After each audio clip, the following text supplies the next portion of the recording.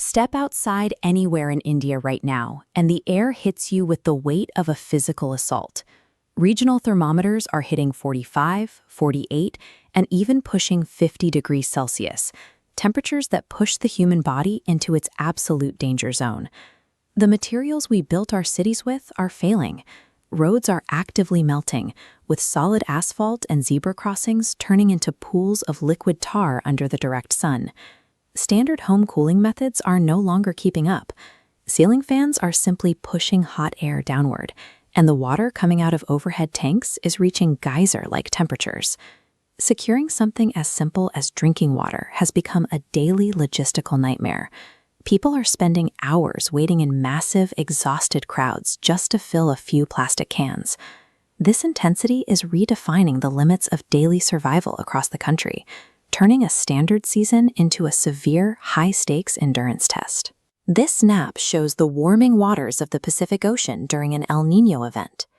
When this massive body of water heats up, it disrupts global air currents. For the Indian subcontinent, it acts like a giant atmospheric fan, pushing dry heat directly over the region.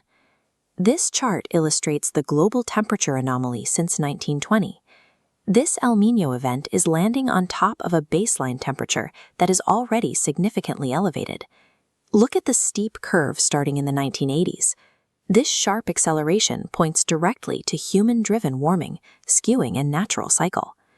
Because the baseline is permanently elevated, standard seasonal warmth easily tips into a lethal, prolonged heat wave. But ocean currents only explain half the problem. Down on the ground, we've systematically cleared away the forests and natural vegetation that historically provided massive amounts of natural cooling and shade. In their place, we laid concrete. Buildings and asphalt absorb massive amounts of solar radiation during the day, creating an urban heat island.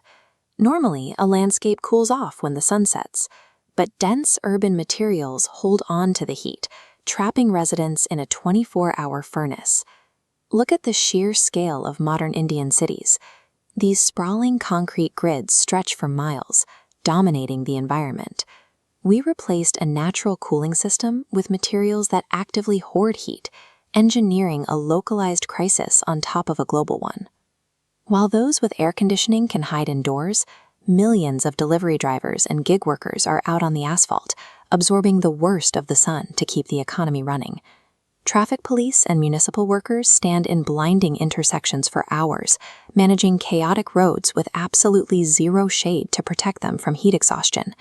And for manual laborers out there, the exposure is inescapable. They are required to keep laying the very concrete and asphalt that traps the heat, often without adequate protection. A 45-degree day forces a brutal, unavoidable divide. Money buys you a cooled indoor environment. Without it, you are left to absorb the full physical toll of an overheating planet. Getting through the peak of this crisis comes down to constant, aggressive hydration. Drink water before you feel thirsty, and keep electrolytes on hand.